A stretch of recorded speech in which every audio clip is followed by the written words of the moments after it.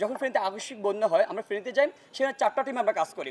সেখানকার স্থানীয় প্রশাসনের সাথে কোলাবোরেশন করে আমরা হচ্ছে 4টা টিম 4টা উপজেলায় ভাগ করে আমরা সেখানে কাজ করি।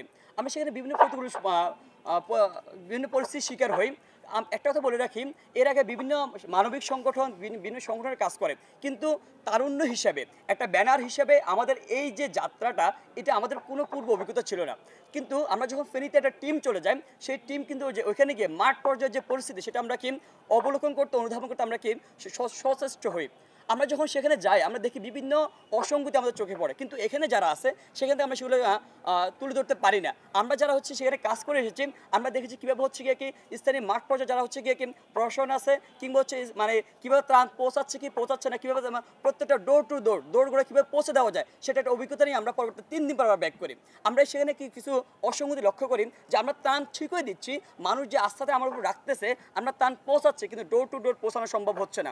তো আমরা এখানে এসে আমরা চিন্তা করি যদি আমরা যে ঢাকা বিশ্ববিদ্যালয় সহ আশেপাশে যত কলেজ আছেন সেখানকার ছাত্র কল্যাণ সমিতির মাধ্যমে যদি আমরা ত্রাণ বিতরণ করি, আমরা যদি যে কুমিল্লার মানুষকে আমরা যে ইউনিয়নে পাঠাবো সেই ইউনিয়নের মানুষ যদি দিই, ঢাকা বিশ্ববিদ্যালয়ের ছাত্র যদি দিই, সেক্ষেত্রে ত্রাণ তার যোগ্য জায়গায় যে উপযুক্ত ব্যক্তি নিডি পার্সন, আমি জানি আমার বাড়িতে কে কে নিডি পার্সন, প্রত্যেকে ত্রাণ খাওয়ার যোগ্য না অথবা তার প্রয়োজনও নেই, যে নিডি পার্সন যে অপ্রতুল ত্রাণ আছে সেই জায়গাতে আমরা পৌঁছানোর চেষ্টা করেছি।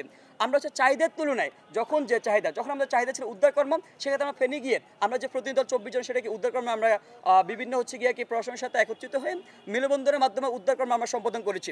পরবর্তীতে গিয়ে আমরা হচ্ছে যে শুকনো খাবারের যে চাহিদা, যে মানুষজন আমাদের টাকা পয়সা তার যে অর্থ অলঙ্কার সব কিছু দিয়ে যে আমাদেরকে যে আস্থা রেখেছিলাম সেটা আমরা পৌঁছানোর চেষ্টা করেছি।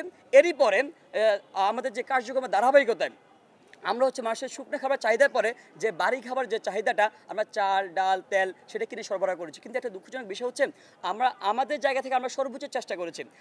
প্রথম 2 দিন হচ্ছে মানুষ আমাদেরকে ত্রাণ দিয়েছিল বিভিন্ন শুকনো খাবার থেকে, মানে বিভিন্ন খাবার দাবার চাল ডাল দিয়েছিল, কিন্তু প্রথম 2 দিন দিয়েছিল, পরবর্তীতে আমাদেরকে নগদ অর্থ দিয়েছিল, কিন্তু মার্কেটে সেটা সাপ্লাই না থাকার কারণে কিংবা হচ্ছে বিভিন্ন অসঙ্গতির কারণে ট্রাক না পাওয়া, বিভিন্ন অসঙ্গতির কারণে আমরা সেটাকে সঠিক সময়ে সঠিক জায়গায় পৌঁছাতে পারি না। আরেকটা বিষয়ে বিভিন্ন প্রশ্ন উঠেছে যে ঠিকঠাক মতো ত্রাণ বিলি হচ্ছে না। অনেকে আমাদের কাছে ট্রাক নিয়ে এসেছে যে ভাই আমাকে এক ট্রাক দিন আমি পৌঁছে দেবো, কিন্তু বিভিন্ন জন বিভিন্ন উদ্দেশ্য নিয়ে আসে, কে কার রাজনৈতিক এজেন্ডা সার্ভ করতে আসে সেটা আমরা জানি না। সেখান থেকে আমরা সিদ্ধান্ত নিলাম যে ঢাকা বিশ্ববিদ্যালয়ের যে ওখানকার স্থানীয় যে শিক্ষার্থী আছে তাদের মাধ্যমে আমরা ত্রাণ বিতরণ করবো।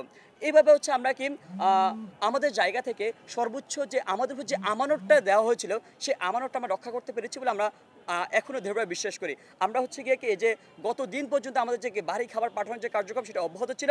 আমাদের কাছে এখন যে নগদ অর্থটা আছে সেটা নিয়ে হচ্ছে আমরা পরবর্তী যে চাহিদা যে কার্যক্রম সেটা হচ্ছে পুনর্বাসন কার্যক্রম, সেখানে ব্যয় করার চেষ্টা করব।